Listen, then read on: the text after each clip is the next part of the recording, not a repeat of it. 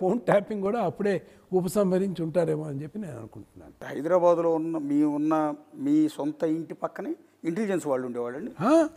ఖచ్చితంగా. ఈ వీధి మలుపు మీద ఒక కారు ఉండేది. ఆ కారు ఫోటో కూడా నేను సేకరించాను.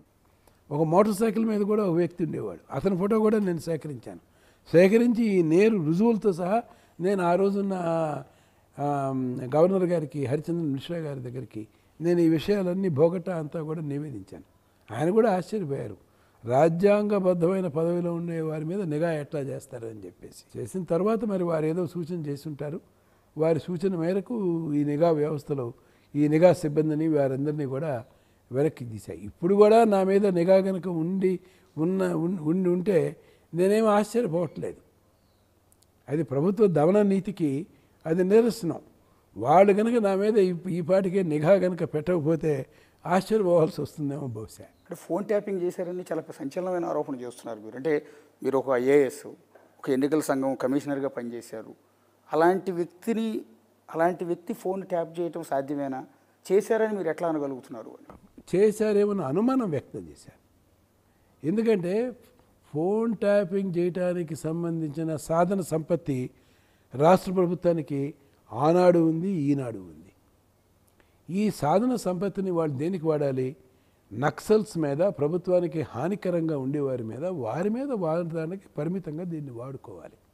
అంతేగాని ఇండియన్ టెలిగ్రాఫ్ చట్టానికి లోబడే వ్యవహరించాల్సి వస్తుంది. ఎవరి మీదైనా ఫోన్ ట్యాపింగ్ చేయాల్సి వస్తే ఇండియన్ టెలిగ్రాఫిక్ చట్టానికి అనుగుణంగా మీరు సహేతుకమైన కారణాలు చూపించి రాష్ట్ర హోం సెక్రటరీ దగ్గర నుంచి లిఖితపూర్వకంగా ఆదేశాలు తీసుకున్న తర్వాత మాత్రమే ఏ రాష్ట్రమైనా ఫోన్ ట్యాపింగ్ చేయటానికి అవకాశం ఉంటుంది.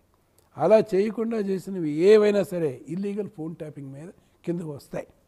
ఇవాళ కాకపోయినా రేపైనా వీటన్నిటినీ గనక సమీక్ష కనుక చేసినట్లయితే అక్రమాలు ఏవైతే ఉన్నాయో ఇవన్నీ ఇవాళ కాకపోయినా రేపైనా వస్తాయి.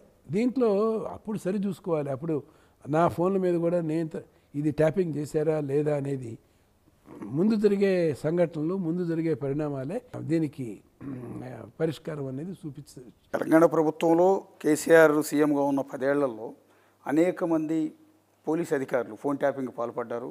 ఇవాళ కటకటాలు లెక్క పెడుతున్నారు, ఐపీఎస్లు సైతం. సో అదే ప్రతిపక్ష పార్టీలకు సంబంధించిన ముఖ్య నేతలు కావచ్చు, లేకపోతే మీలాంటి సిన్సియర్ అధికారులు కావచ్చు, వీళ్ళందరి ఫోన్లు ట్యాప్ చేయటం, అలాగే రియల్ ఎస్టేటు లేకపోతే ఇతర బిజినెస్ మెన్లందరి ఫోన్లు విని వాళ్ళని బ్లాక్మెయిల్ చేయటం, ఇలాంటి అరాచకాలు ఎన్నో జరిగినాయి. ఇప్పుడు మూల్యం చెల్లించుకుంటూ ఉన్నారు. మరి ఆంధ్రప్రదేశ్లో మీ ఫోన్ కూడా ట్యాప్ అయిందేమో అని అనుమానం ఉన్న నేపథ్యంలో ఎంక్వైరీ కోరుతున్నారా? చేయలేదు అని నిరూపించుకోవాల్సిన నైతిక బాధ్యత ప్రభుత్వం మీదే ఉంది.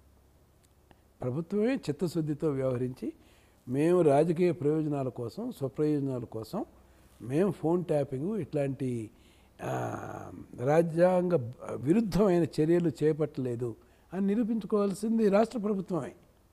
రాష్ట్ర ప్రభుత్వం మీద అనేక మంది ఆరోపణలు ఈ వరకే చేస్తున్నారు. అవి కూడా నేను ప్రచార మాధ్యమాల్లో చూస్తున్నాను. అంచేత అనుమానం మాత్రం వ్యక్తం చేయాల్సిన ఉంది. ఇంతమంది ఆరోపణలు చేస్తున్నారు, అన్ని రాజకీయ పార్టీలు వారు చేస్తున్నారు, ఇలా ఏదైనా చేసి ఉంటారా అనే అనుమానం మాత్రమే వ్యక్తం చేస్తున్నాను. ఇది అనుమానం మాత్రమే. ఈ అనుమానం సహేతుకైంది కాదు అని రాష్ట్ర ప్రభుత్వమే ఒక వివరణ కూడా ఇస్తే సంతృప్తికరంగా ఉంటుంది. మేము ఇండియన్ టెలిగ్రాఫ్ చట్టాలకు లోబడి మాత్రమే మేము వ్యవహరిస్తుంటామని ఒక ప్రకటన చేయమనండి. ఈ వివాదం పరిష్కారం అవుతుంది. ఎందుకు అటువంటి ప్రకటన చేయట్లేదు? అటువంటి ప్రకటన చేయటానికి ధైర్యం కావాలి, నిబద్ధత కావాలి, రుజువులు కావాలి.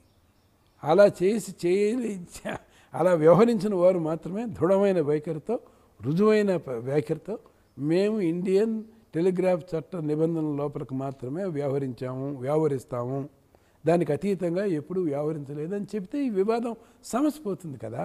చివరిగా ఒకటి సార్, అంటే మీరు రీసెంట్గా ప్రభుత్వ సలహాదారుల మీద కొన్ని కామెంట్స్ చేశారు. నిజమే, ప్రభుత్వ సలహాదారులు రాష్ట్రంలో నాకున్న సమాచారం ప్రకారం, సిఎఫ్డికి ఉన్న సమాచారం ప్రకారం 40 మంది సలహాదారులు ఉన్నారు. ఇది చాలా